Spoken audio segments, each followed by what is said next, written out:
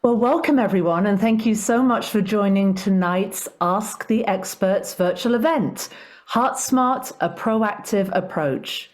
I'm Dr. Amanda Vest, and I'm a cardiologist here at Cleveland Clinic, and I'm also joined by 3 other cardiologist colleagues, also from Cleveland Clinic. Cleveland Clinic is nationally ranked and globally recognized as a world leader in cardiovascular care. We provide heart care at many locations across Northeast Ohio and beyond. And if you need us, we will be honored to see you. We're here tonight to answer your questions, share our expertise, and provide clinical insights on topics such as early warning signs of heart problems, the role family history may play in heart conditions, when to visit a cardiologist versus perhaps a primary care physician, managing chronic conditions or a new diagnosis, and to provide some trustworthy resources for your heart care.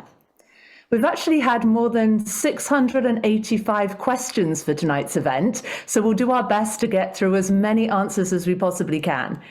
We will also send out an email after the event that includes heart healthy resources. If you still have questions after the event, please call on 866-289-6911, or you can email heartcenter@ccf.org to get in touch with a nurse who can help you to learn more about your condition and treatment options and help you to choose the right doctor. Before we get to our questions, I'd like to have our panelists introduce themselves to you. They will each share a bit about their background and also answer the question, what is the one thing you do in your daily life to protect your heart? So to kick things off, I'm Amanda Vest, a cardiologist at Cleveland Clinic and also tonight's moderator. So I've been practicing as a cardiologist for about 12 years. I see patients at the main campus in Cleveland at the Kaufman Center for Heart Failure Treatment and Recovery. And my specialty area is around heart function, heart pumps, and heart transplantation. So the one thing I do in my daily life to try to keep healthy is I do enjoy to exercise. I try and exercise 3 times a week. And recently I've gotten a little bit more into strength training to keep up my metabolic health as well as aerobic exercise. So next up on our panel, I'd like to introduce my colleague, Dr. Godoy Rivas. Great. Thank you, Dr. Vest. I am Carlos Godoy Rivas. I am originally from Honduras. I've been practicing medicine since 2012, and I'm here this is my second year here at the Cleveland Clinic. I'm located in Lutheran Hospital, so right at the heart of Cleveland's Ohio City. And my area of expertise is in structural echocardiography imaging, so it's taking pictures of the heart with echocardiograms of people who are planned for interventional or structural procedures, usually valve repairs or replacements before and during the procedure. And my other area of expertise is in preventive cardiology, so meaning preventing you from developing cardiovascular disease, and if you already have cardiovascular disease, then preventing your disease from progressing. And what I do on a daily basis, so I like to meal prep. I like to meal prep the food that I bring to the hospital for work. So usually very, trying to keep it healthy, heart healthy type of lunches that I bring. So that's what I'm recently trying to do. And thank you. Oh, wonderful. Well, thank you so much. We look forward to you answering our questions today. Next, I'd like to introduce Dr. Sami Dali. Thank you very much, Dr. Vest. I'm Sami Dali. I'm interventional structural heart cardiologist, cardiovascular medicine. So basically my expertise has been interventional cardiology as far as coronary interventions, peripheral interventions, and structural heart, especially with the new technologies that are available. I've been practicing since 2003, and I'm very happy and proud to be here with you guys to answer any questions you have. To what I do to stay active and healthy basically is really just about walking every day. I walk as much as possible. I don't use elevators in the hospital. I use stairs to go up the stairs. I mean, just simple things. I believe in counting steps as much as possible. Wonderful. Thanks for sharing that. And next, I'd like to introduce Dr. Belinda Lazay. Welcome. Hi, everyone. Thanks for having me. So I'm Dr. Balint Latsahi. I'm a cardiac electrophysiologist. I've been practicing cardiology since 2019. So as a cardiac electrophysiologist, I'm involved in the evaluation and care of patients with heart rhythm disorders, as well as evaluations for pacemakers and defibrillators. And as far as the one thing I do for my heart health, I try and eat a healthy breakfast every day. Excellent. Thank you. Well, wonderful. Now that we've gotten to know our panel, it's time to start answering these questions. So again, we've received more than 685 questions. Our topics include heart rhythm conditions, valvular disease, family history, and several other areas. So we'll attempt to dive in and answer as many as we can for about the next 45 minutes. So first up, our question goes to Dr. Godoy-Rivas, and we're going to have a question about family history. I have a family history of heart issues on both sides. Should I get myself established with a cardiologist or as a primary care better until I have symptoms? How should I choose between cardiology versus a PCP? Thank you. That's a great question. It's a very common question that I think comes on a daily basis. So I would say, if you have a family history, it doesn't matter if it's on both sides, could be strong enough on one side of the family. And regardless of if you have symptoms or not, it's, and depending again on how strong is your family history, it might be prudent to see a cardiologist besides your primary doctor. So if you get to see a cardiologist, then the next questions that we're going to ask you are, what type of heart issues are we talking about? So number one, right? Are we talking about high blood pressure, high cholesterol? Are we talking about more serious issues like heart attack, stroke, sudden cardiac death, heart failure?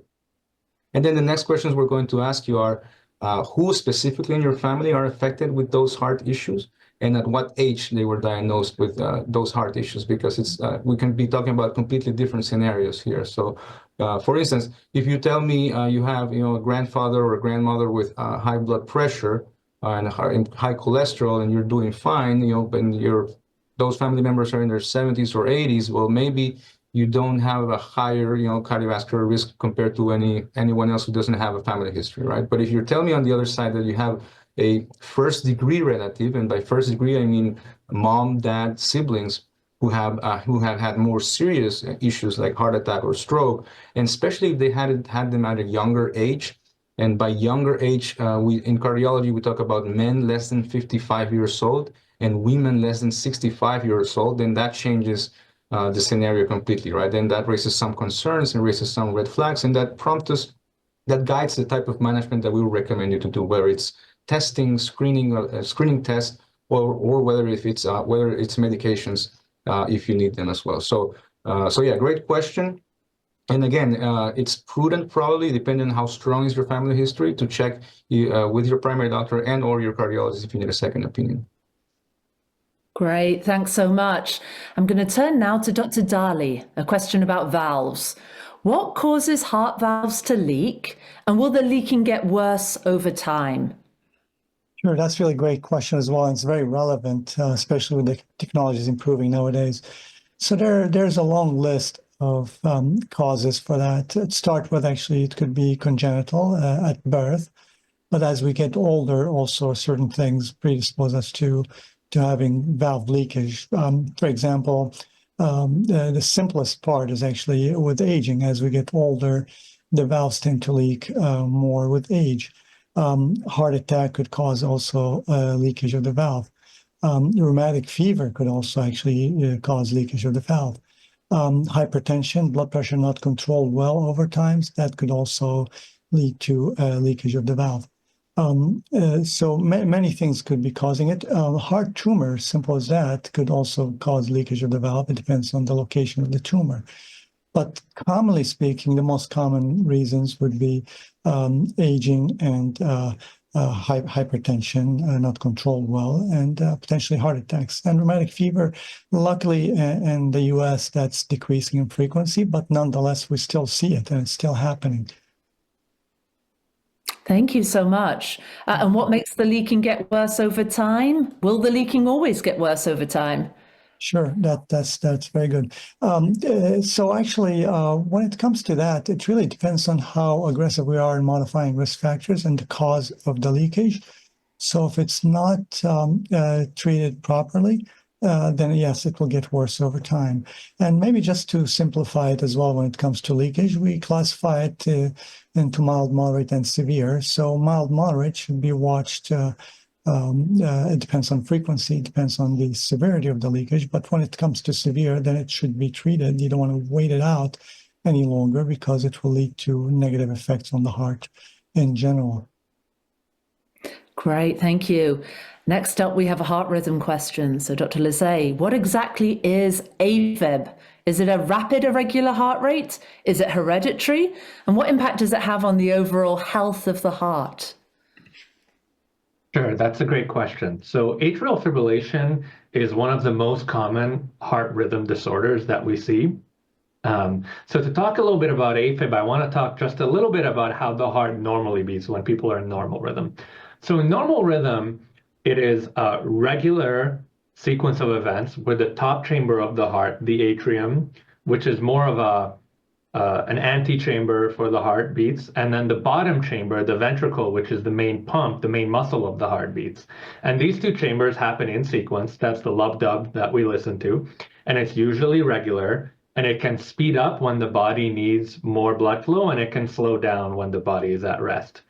Now, atrial fibrillation is a heart rhythm disorder where the top chamber of the heart, the atrium, essentially quivers. It's not beating in an organized fashion, it's quivering irregularly, and this usually causes the rest of the heart, the ventricle, to beat irregularly and usually quite fast. So, the most common symptom of atrial fibrillation that people feel directly is they can feel their heart racing or their heart skipping a beat or just their heart beating is off.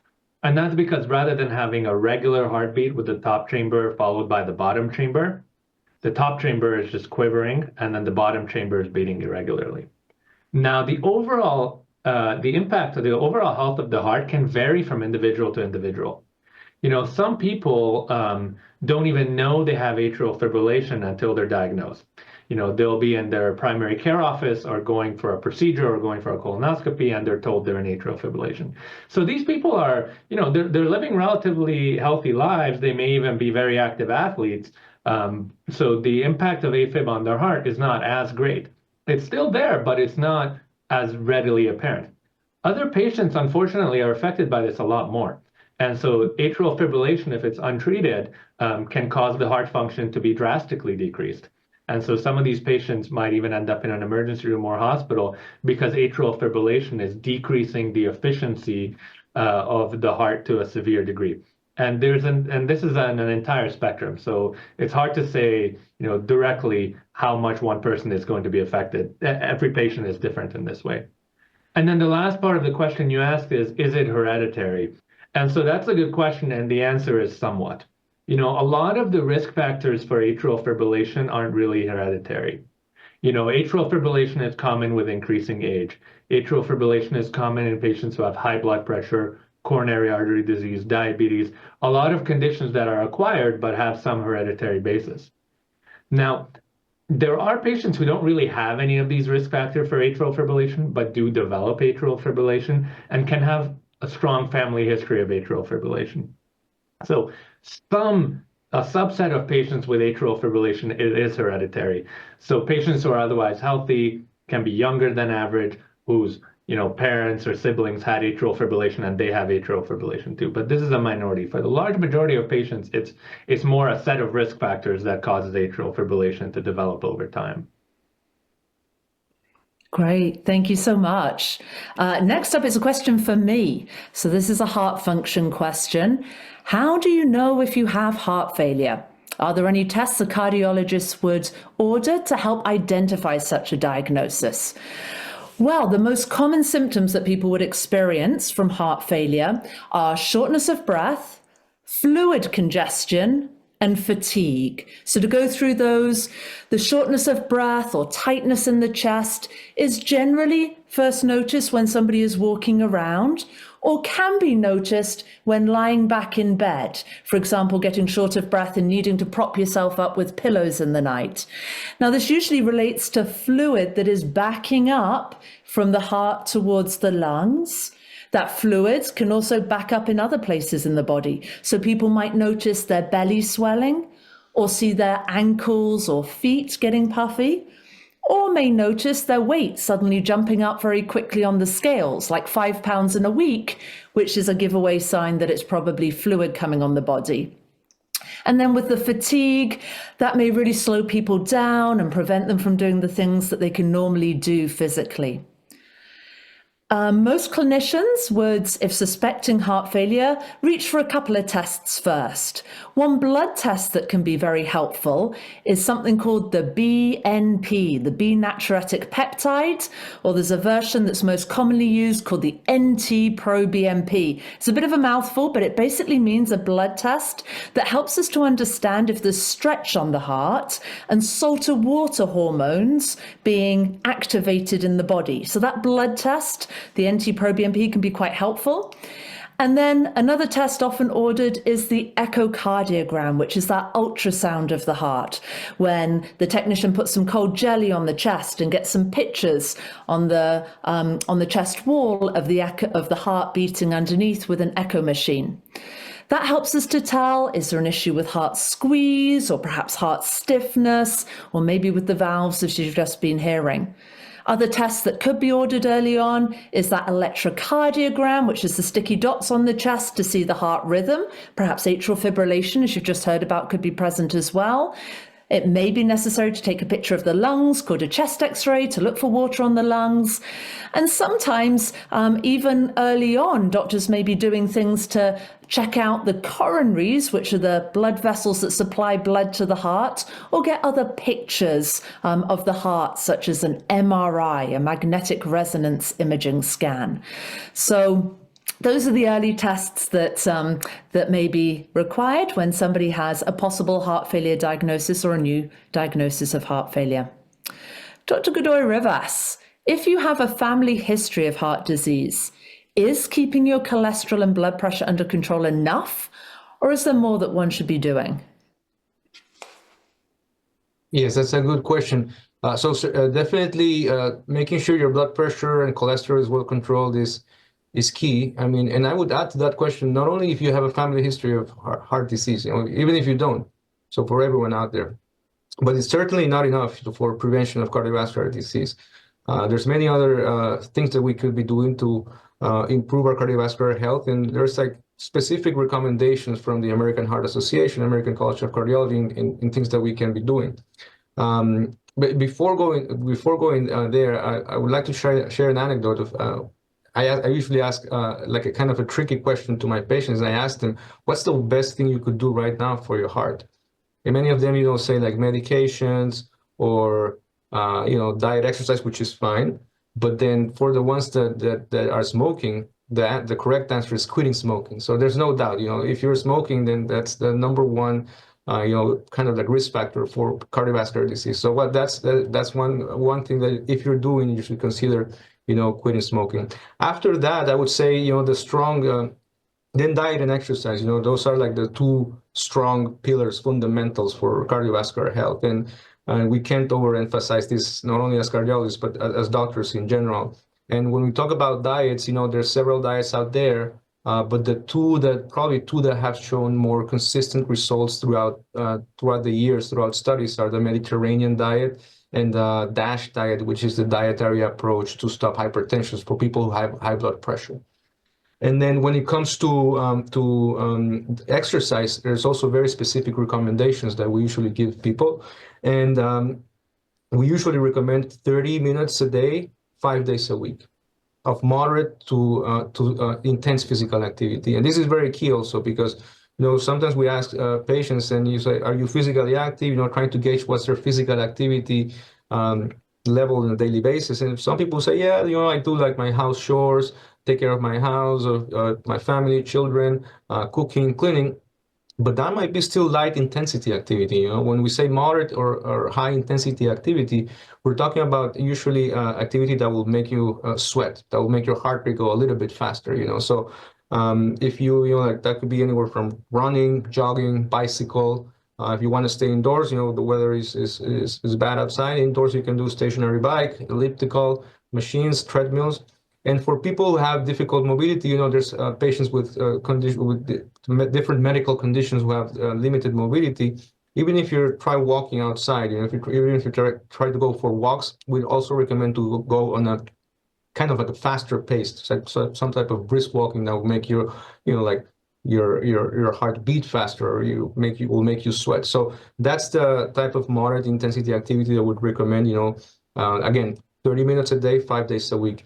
And then there's many other stuff that we can do. I mean, make sure our weight is under control as well. Overweight and obesity are closely related to cardiovascular disease. And there's another big one is diabetes. People who have diabetes, as many of you know, it's associated with more cardiovascular disease as well. So if you have diabetes, making sure your diabetes is well controlled is also key. Thank you so much.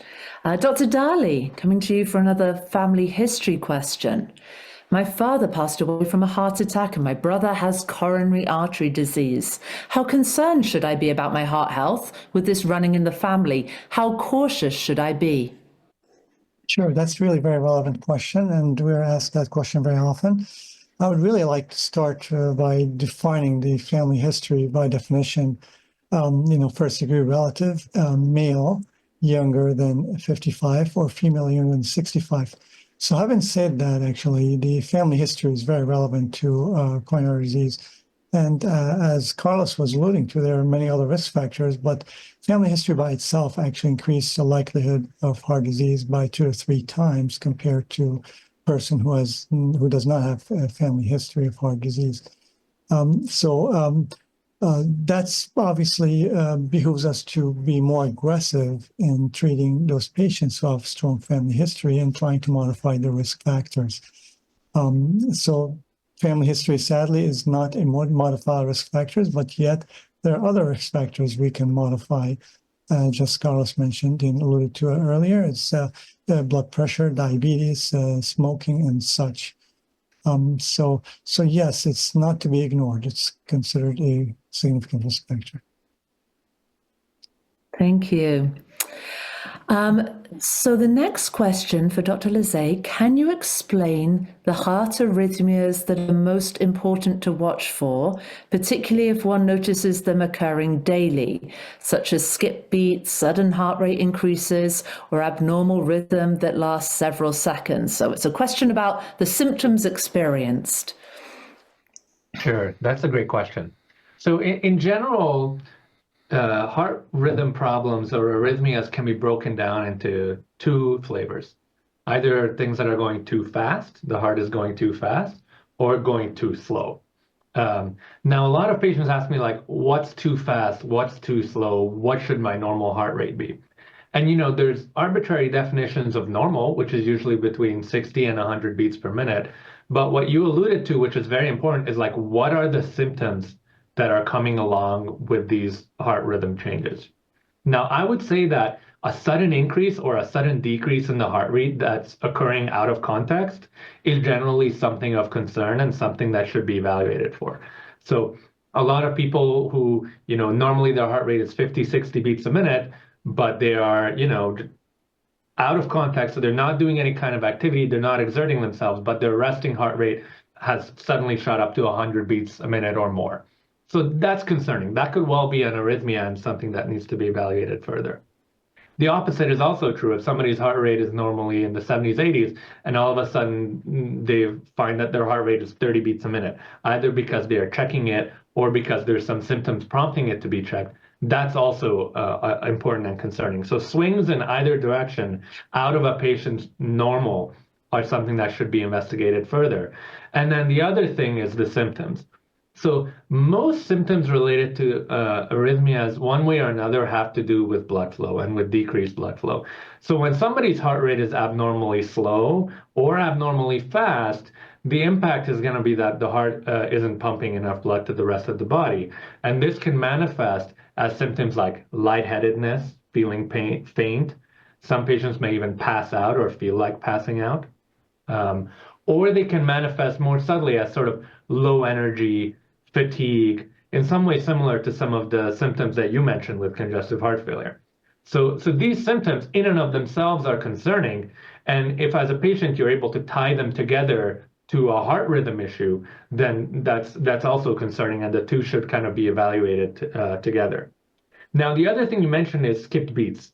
You know, a lot of people will feel their heart skip a beat, and this can be both, you know, because of a dangerous cause or because of a relatively benign or not dangerous cause. And so that's something that also has to be evaluated further. But just as a generality, feeling a skipped beat in the heart isn't always necessarily indicative of danger, but it's something that should be evaluated with further testing, whether that's an electrocardiogram, like you mentioned, which can sometimes show the skip beats, whether it's some kind of monitor in the longer term that can, you know, figure out what those skip beats are. Great, thank you. A lot of excellent information there. There's a question for me now, which is, what is the best thing to do when you first get a diagnosis of heart failure? So taking off where we just got to with a new diagnosis of heart failure, I would say one of the first things to do is to make sure you understand what type of heart function issue is going on here. And very broadly, we break it down into two areas. One type of heart failure is when the heart is weak in its squeezing. So you would know this because that echocardiogram, the ultrasound of the heart, gives a number called ejection fraction, which is how much blood is pumped out of the heart with each beat. And that should be 55 to 65%. That's how much blood should get pushed out with each heartbeat. If it's below that, and especially if it's below 40%, that's a weak heartbeat. There's the other group of patients who actually have an excellent squeeze. They have a normal ejection fraction, and yet they're still getting that same set of symptoms I was talking about: shortness of breath, fluid backing up, fatigue. And that's because they have some issues, usually with the stiffness of the heart, that the heart doesn't relax so well. And we call that heart failure with preserved ejection fraction, meaning the heart squeezes well with an ejection fraction of 50% or more, but it seems to not relax so well. And then there are some folks sort of in the middle with a heart squeeze of about 40-something%. Now, it is important to know which of these categories you're in, because it's going to drive a little bit of what the medications are available. Then the next thing I would say is make sure that you're writing out your answers and taking those to your clinicians and spending the time with them to understand what it is that's going on with your heart. Don't be afraid to ask questions, especially don't be afraid to ask questions if you don't quite understand why they're recommending one thing or another. They will probably be recommending to use some medications. These could be diuretics, that means water medicines that make you urinate and get fluid off the body. So a diuretic medicine like furosemide or torsemide is usually going to be recommended if one of those symptoms was that you're holding on to a lot of fluids and having shortness of breath or swelling. And then there'll be additional medications recommended to try and help heal the heart. And we'll talk about them a little bit more in a moment. But those medicines are really going to be a little different if one has a weak heart versus if you have more of the stiff heart condition. We'll also touch on diet and exercise in a moment, but you may get some recommendations around healthy eating and physical activity. So make sure that you ask your team why they're recommending these things, so that you come away with a good idea of the initial recommendations from your heart team. Dr. Dali, how can I know if chest pain or pressure is actual heart emergency and not a pulled muscle or gas or reflux? Nobody wants to rush to the ER unnecessarily. So what would you say to that question? That's a very relevant question, and we get asked every day. It's a little tricky sometimes. Up to, actually, it depends on the study, up to almost 70% of heart attacks are so-called silent, not necessarily because they're silent, but they just manifest differently. We always talk about the classical symptoms of heart attack, which is chest pain, left-sided, radiation to the arm, to the neck. But that's really, sadly, not the common presentation in everybody. Almost 50% of patients would have that. Generally speaking, the way I would look at it is actually if someone is having changes in symptoms, such as suddenly they're more short of breath than usual and they're doing activities. They're having decreased energy level. If their symptoms are related to activities, then that's an indication that it could be related to the heart. Sometimes as simple as heartburn. People when they're active, they're getting heartburn that they're not used to, different from what they used to have. So I think actually the answer is actually if there is a changes in the morphology of their symptoms and happening with activities initially, but then less activities bring it on, that is also another red flag. Sadly, actually, heart attack is a very commonly misdiagnosis by emergency rooms across the country. It's not just one location because of the nature of the symptoms are not very specific. Absolutely. Now we're sort of staying in the area of the coronaries to ask Dr. Godoy-Rivas, is coronary calcium scanning a useful way to look at heart health? If so, how does it work? Yes, it definitely is. It's a great tool, a diagnostic tool, actually. So a CT calcium score, it's I would say has become more widely available in the past 5-10 years. It's a great diagnostic tool to assess what's your cardiovascular risk. And so it's a very simple test. Well, first of all, it's not for everyone. Check with your primary doctor and or your cardiologist if you're a candidate for this type of test, because it's usually recommended for low or intermediate cardiovascular risk patients. So it's a very simple test. It's a CT scan, so a computed tomography. So it's like a big rig-shaped machine. You go on the table, go in and out, few minutes. No contrast, by the way, so no complications or side effects from contrast. And then it's basically taking pictures of your heart, and then we see the amount of calcium or coronary calcifications inside of the heart. So coronary calcifications are if you have the coronary arteries, the coronary arteries are the arteries that supply blood to your heart, and if they get blocked, that's when heart attacks happen. So what we see is the plaque starts to build up in the vessels of the arteries, and the more the plaque, the more we're going to be able to see it in the CT scan. So plaque is formed by like fats, lipids, cholesterol that deposits there in the wall, and then calcium goes inside, and then calcium becomes like very hard, like rock solid, like bone, and that will kind of light up in the CT scanner, and then we're able to see the heart and all the coronary calcifications. So the more coronary calcifications, the more the burden, then the higher the cardiovascular risk, the higher the risk of heart attack, for example. The lower the amount of coronary calcifications, the lower the risk. So it's very useful in what we call stratifying or evaluating what's the risk of a patient for cardiovascular disease. And I would add it's a very powerful tool, because when you sit down with patients and you show them in the screen, in the computer, you look at the coronary calcifications, it empowers a lot of people. It creates more commitment once they see if there's disease or not. I mean, if there's coronary calcifications or not, then you can see them. It's very visual, so you can see them, and then people usually make some helpful interventions in their lifestyle, mainly diet, exercising, and medications if needed or not.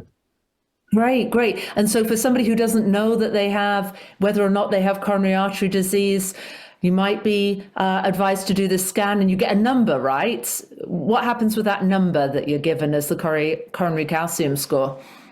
Yeah, so you get a number. For instance, and the numbers are usually go from several categories. If you have a score of 0, then that's great. That's normal. No coronary calcifications, very low risk of heart attack and cardiovascular disease. If it goes from 1 to 100, then you have probably mild coronary disease, mild calcifications, mild amount. But if it goes above 100, from 100 to 300, then you're in kind of intermediate risk. And if it's more than 300, then that's a lot of calcification. So depending on the numbers, if you're in those last two categories, like moderate or severe, then that's when we recommend more aggressive measures, especially in terms of, like I said, diet and exercise, but also in terms of medications. You might be candidate for some type of medications to, help you prevent having complications from cardiovascular disease. Great, thanks so much. With another atrial fibrillation question now. The question is, Dr. Lizet, I'm nervous about AFib and blood thinners. Are they necessary? Will I always have to be on blood thinners, or is there anything else I can do? Sure. So a very relevant question. So if you recall a couple of questions ago, when we talked about what's actually happening in atrial fibrillation, the top chamber of the heart, the atrium, is quivering. It's beating very fast and very irregularly, and it's not very effective blood flow. So blood flow in the atrium tends to be low, and that low blood flow can predispose to a blood clot forming. And if a blood clot forms in the left atrium, that blood clot can dislodge and travel throughout the circulation, and it can go into one of the arteries in the brain and cause a stroke. So many people who have atrial fibrillation have to be on a blood thinner to prevent this process and to prevent stroke. So who are those people? The way this works is that patients with atrial fibrillation are evaluated by their doctors, and we estimate their yearly risk of stroke based on their risk factors for stroke in atrial fibrillation.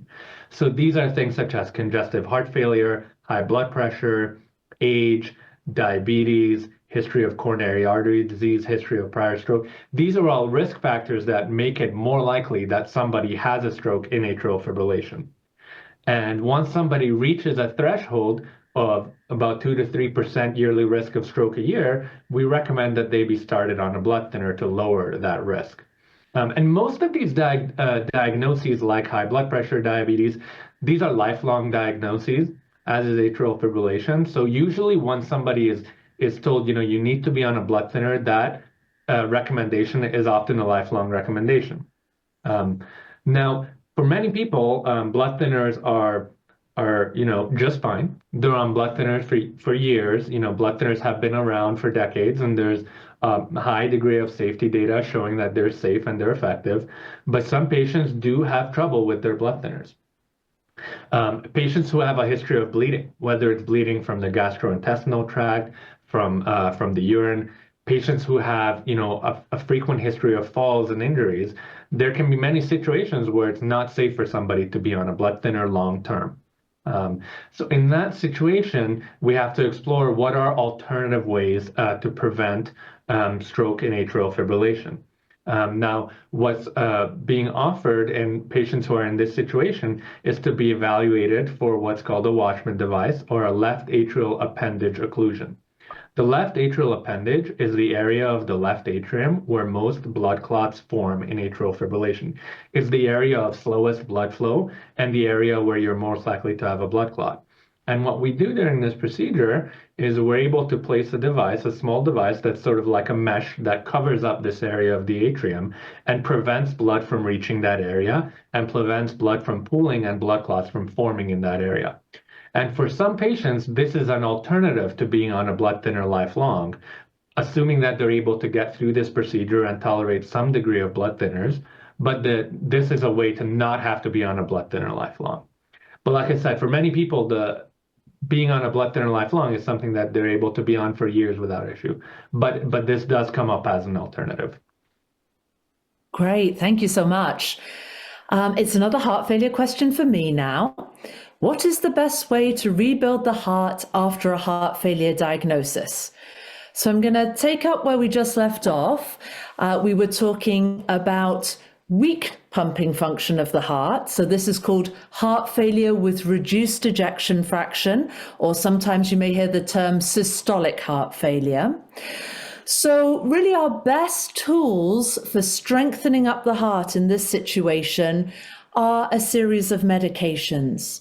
You may hear your clinician talk about GDMT, guideline-directed medical therapy. And this essentially means 4 main groups of medications that have been shown over many years in a series of big clinical trials to help improve the pumping function of the heart, help people feel better, help people stay out of hospital more, and help them live longer as well. And one of each of these 4 classes of medication is usually recommended because together they're our most powerful tool for strengthening up the heart. And very briefly, these medications are One type of medication called a beta blocker that blocks adrenaline from getting to the heart and protects it in that way, slows down the heart rate. Another type of medication that improves the metabolism of the heart, called either dapagliflozin or empagliflozin. A type of medication that slightly lowers the blood pressure and blocks some of the hormones in the body that can cause the heart to get weaker and worse. And these are medications such as losartan or lisinopril, or one called sacubitril valsartan, which is 2 medicines together as one, marketed as Entresto. And then a type of medicine such as spironolactone, which blocks a very specific salt and water retention hormone, and again, can stop the heart from getting weaker, help improve the function, help people to do better. So you'll hear about those medications, and usually our goal is to try very hard to get people onto all 4 of those medicines if possible. Now, sometimes there may be kidney function reasons or low blood pressure reasons that we're unable to get somebody onto all of those medicines, but that's the goal. The better we can do with those medicines, the more likelihood of strengthening up that heart. And in fact, in this modern era, when we start medicines for a weak heart, about 1/3 of people actually have improvement of their pumping function back to the normal range and feel a lot better and do really well. Another 1/3 of people have some partial improvement and hopefully feel better. About 1/3 of people may not see quite so much improvement. And so in that group of people, there are also some devices, a couple of devices these days that can make the heartbeat stronger, that look like little pacemaker devices, or even an actual pacemaker called cardiac resynchronization pacemakers. And then for those who are really in a tough spot, we have some of those heart pumps called left ventricular assist devices, or even heart transplant. But the majority of patients can get better pumping function, feel better, stay out of hospital and live longer through the medications. We're going to turn back to valves now. What is the treatment for leaky heart valves, Dr. Dali? Is surgery the only option? Sure, that's really a very relevant question as well nowadays. So in the past, surgery was really the only option we had. We are living in an era where things are improving rapidly. So I just want to talk about the valves as far as let's name those valves. So we have the aortic valve, the mitral valve, tricuspid valve, and pulmonic valve. So all those years, mainly the surgery was the only option. In 2015, actually, we got FDA approval for the aortic valve, where the aortic valve could be replaced percutaneously without needing for surgery for mainly aortic stenosis. For the mitral valve, fast forward, things improved. The mitral valve, we have actually approval for replacing the valve percutaneously, or even for leaky valves using a device like a clip to decrease the leaks, such as MitraClip or Pascal. Then moving to the third valve here, which is the tricuspid valve. Recently, within last year, actually, we got approval for a TriClip, as well as to fix the leaky valve for the tricuspid valve. And then, of course, we have other valves that could be placed in the tricuspid position percutaneously. So those are really the 3 main valves that we deal with frequently.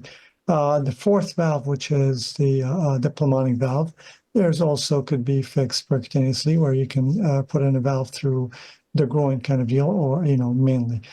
So the answer is yes. Luckily nowadays we have other options other than just surgery. But again, I always like to emphasize it's a team approach. So the surgeon and the interventionalist have to be involved in making such decisions, and also the imagers, the imaging cardiologists have to be involved with that process. Great, thanks. Dr. Godoy Rivas, we have sort of a technical question here. So could you tell us briefly, other than board certification, what should a patient be looking for when they're trying to select a cardiologist? Yeah, it's a good question. Searching for board certification is okay. I mean, if you are certified in cardiology, you're board certified in cardiology, it means that you're trained to deliver certain quality or standard of care, right? So that's fine. But there's other things that you can look as well, look for. And I'll say the biggest recommendation here probably is that it depends on what specific type of condition you have. And that you might be suited for a certain type of cardiologist, because cardiology is a specialty in medicine, but it is a very vast field. So there are many subspecialties within cardiologists, right? So, for instance, we have heart failure, we have interventional cardiology, we have electrophysiology, arrhythmias, we have congenital heart diseases. So there's multiple specialties, and if you have an advanced or a complex or particular condition, then you might have to see one specific subspecialist. And for example, if you have advanced heart failure, then you might as well, you can check with your primary doctor or your cardiologist if you need to see an advanced heart failure specialist like Dr. Vest. Or if you have, a complex arrhythmia issue, or questionable need of pacemaker or not, then you might end up seeing Dr. Laxay for electrophysiology. Or same if you have an advanced coronary disease or valve that needs to be, probably intervened on, then you might as well be referred to Dr. Dali, interventional cardiologist. So that's I think my main suggestion for this question. Great, thank you. And of course, on the Cleveland Clinic website, there's some information on each of our pages about what type of conditions and what section we work within, which may be helpful to patients. On this topic of specialty care, Dr. Laxay, why would a patient need a pacemaker? All right, so a pacemaker is essentially an implantable device that goes inside the body. Usually it's implanted underneath the skin, usually by the left shoulder, and it has a series of electrical wires that travel through the vein that leads from the shoulder to the heart. It can have 1, 2, or 3 wires depending on what exactly we need it to do. And the general purpose of a pacemaker is to stimulate the heart to beat. Now, when we talked previously about how the heart's native electrical system works, in the top chamber of the heart has natural pacemaker cells that control the heart rate. This is what speeds up when you go for a run. This is what slows down when you go to sleep. These signals are then transmitted to the rest of the heart by essentially a series of electrical wires, specialized cells that carry electrical signal from the top chamber to the bottom chamber to the actual heart muscle. And all of this needs to happen in order for a patient to have the normal heart rhythm, a normal synchronized heartbeat that lets people, feel their best and lets their heart have its best possible function. Now, the majority of pacemakers that are implanted because of problems with this electrical system that manifests as a slow heart rate. So usually one of two things are happening. Either the heart's native pacemaker cells are slowing down and aren't able to speed up to meet the body's demands, or there's a problem with these electrical wires between the top and bottom chamber, and the signals that the body is trying to send aren't getting through, and the heart rate is inappropriately slow. So in this situation, if we implant a permanent pacemaker, which essentially has electrodes that attach to the heart muscle, these electrodes are able to stimulate the heart to beat, so that if the signals aren't getting through, then the pacemaker is able to pick up on that and stimulate the heart to beat at the rate that the body needs it to beat. Or if the heart's native pacemaker cells are too slow, then a pacemaker can, essentially tell if somebody is exerting themselves or exercising and is able to speed up the heart so that patients are able to get the heart rate and the blood flow that they need in order to do whatever it is they're trying to do. Now, the other area where pacemakers are very relevant, which you alluded to, Dr. Vest, is in the area of heart failure. Now, sometimes an element of heart failure is also an electrical one, where the electrical system that's supposed to deliver a synchronized heartbeat, where the heart's walls of the heart are beating at the same time in order to deliver the best possible heartbeat and the best blood flow. If this electrical system is damaged, sometimes that can decrease the efficiency of the heart and can contribute to congestive heart failure. So for a subset of patients with congestive heart failure, there's benefit to being evaluated for what's called cardiac resynchronization therapy. And this is something that usually your cardiologist or your heart failure cardiologist will recommend for you, and that you be evaluated by a heart rhythm specialist to see if a pacemaker system like this can help strengthen the heart and get the heart to beat in a synchronized way, which can also help the process of recovery and heart function. Great, thank you. I have a question about what are the best lifestyle practices for addressing the different types of heart failure. So we talked a bit about medicines a moment ago, but let's talk a bit more about nutrition and physical activity. So in terms of nutrition, particularly for people who tend to hold on to a lot of fluid and have swelling with their heart function issues, in that situation, it can be quite helpful to keep salt intake low. So salt, or sodium as it's also known, does cause water to be retained in the body. And so, for example, if we eat very salty foods, that can be fast foods or processed meats or soups or canned goods with lots of preservative salt in them, it can cause fluid to stick on the body, make the swelling worse, make the breathing worse. Having said that, I think these days, some heart failure clinicians are moving away from very rigid guidelines about salt intake and will help you think a little bit more overall about just eating fresh. And really, if you're able to eat fresh and as much as possible, focus on the healthy grains, the healthy vegetables, fruits, eating meat that is not very processed and salty, so staying away from the takeouts and the deli meats, getting some of those nice Mediterranean foods that Dr. Godoy-Rivas mentioned, some good healthy olive oils or avocado oils, things like that, then that's going to be a really good diet for the heart, whether one has heart failure or even whether you're trying to prevent cardiac conditions. Sometimes you may be given a number to try and keep under on the salt intake. For example, you may be told to try and limit it under 2,000 milligrams a day. But big picture, trying to eat fresh and fuel your body with high quality foods is a great step forward. With regards to physical activity, obviously always check with your doctor if you have a cardiac condition, particularly if you're having symptoms when you exert yourself. But for many patients with heart failure, especially those with the low pumping function issues, cardiac rehabilitation can be a very important part of your treatment plan. So do ask your team about that. For example, at Cleveland Clinic, at many of our locations, we have cardiac rehabilitation gyms where you can go work with a team there 3 times a week, for example, and do exercises that particularly promote heart health. You're monitored and people are checking your blood pressure and heart rate. So it can be a really nice way to build up your activities and your confidence. In general, I tell patients with heart failure when I'm encouraging them to keep physically active that it's okay to get a tiny bit out of breath, but you should still be able to speak a full sentence. If you're having to pause between each word like that, you've probably done too much. You need to rest, bring it back a notch. But being able to speak a full sentence is a good place to still be able to aim to. And of course, if you're getting dizzy or having chest pressure or pain, then you need to rest and speak to your doctor about that.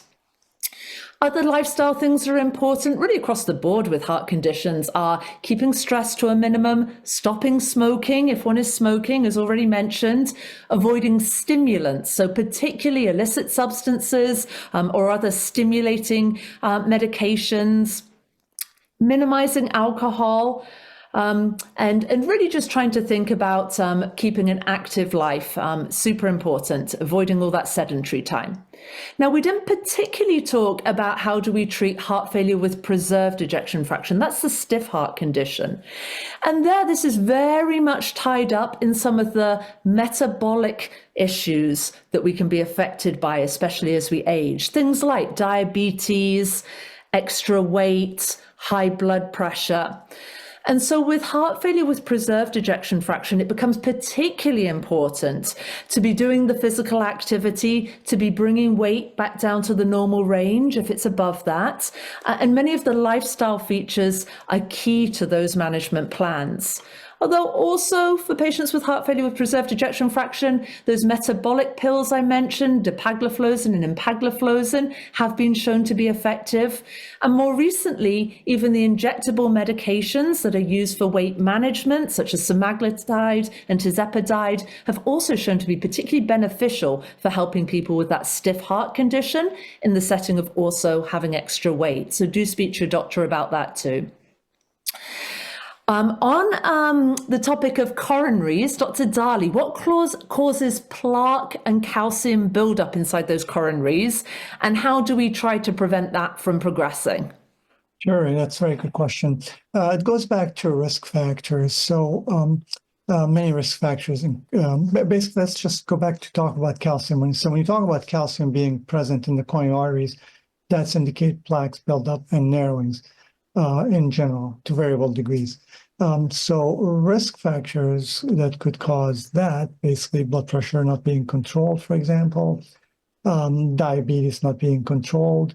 We talked about, cholesterol not being controlled as well. So modifying risk factors is very important in reducing the chances of plaque progression and calcium buildup. It's simple as actually also if someone is having inflammatory diseases such as, autoimmunes and such, so trying to keep them under control like lupus and rheumatoid arthritis. Lifestyle changes is very important actually as well. So that will help reducing plaque progression and calcium buildup. In the past, actually, there were two trials actually as far as using high dose of statins like atorvastatin and rosuvastatin have shown to reduce plaque progression as well. We talked about diet earlier, and Dr. Ornish, actually, when he published his study a long time ago about following a low-fat diet and consuming more fruits and vegetables, he showed in his clinical trial that you can actually reduce plaque progression as well. Just like what we talked about, Dr. Carlos mentioned earlier, the Mediterranean diet is actually follow that pattern as well. A lot of fruits and vegetables, grains, less red meat, and olive oil and such. So modifying risk factors aggressively not only reduce the chances of progression, but potentially could reduce plaque size and volume by itself. Great. Thank you. Dr. Lizet, if I may, a super quick answer if you could. What's the difference between an ablation and a cardioversion? All right. So cardioversion is a very commonly done procedure for atrial fibrillation where basically we deliver a synchronized electrical shock that resets the heart back to normal rhythm. In that way, it's a reset button that can get people back into normal rhythm, but it doesn't really address or change the risk of atrial fibrillation developing in the future. So for some patients, you might reset the heart back to normal, but unless you do something else, it'll go out of rhythm again. And that something else often is ablation. So ablation, generally speaking, can be done for many arrhythmias, but in an atrial fibrillation ablation, we basically use energy in the form of either radio frequency energy or direct current electricity to create scar to modify the actual electrical activity in the atrium. And the goal of an ablation procedure is to basically decrease the risk of atrial fibrillation happening again in the future, and it can be a definitive way to prevent AFib from happening in the future. Right, thank you. And the last question we're going to take this evening is, I live in another state and my cardiologist recently retired. I'd love to be connected to Cleveland Clinic, but can't travel often. Is there a hybrid approach to get care there, combining televisits with in-person exams? So we do see patients from all over. Now, the licensing laws require that we do see a person in the office for their first visit. So we'd encourage you to reach out and schedule an appointment to be seen in person. And you'd have an opportunity to speak to the cardiologist about what does the treatment plan look like from there. And if appropriate to your condition, it may indeed be possible to continue to follow you longer term through mostly telehealth visits where we see each other over the video screen. So that's definitely something you could ask about. And we do shared care in some cases where a patient has a cardiologist locally, and then we collaborate for some additional support and medical options. So Please do reach out if you think that might be of interest to you. And that was our final question this evening and concludes our Ask the Experts event. Thank you so much for spending your evening with us. Thank you also to my panelists. And before the end of the week, you'll receive an email with heart healthy resources, details on how you could make an appointment, and a link to the recording of this event so you can review it again. Well, thank you and have a great evening. Thank you.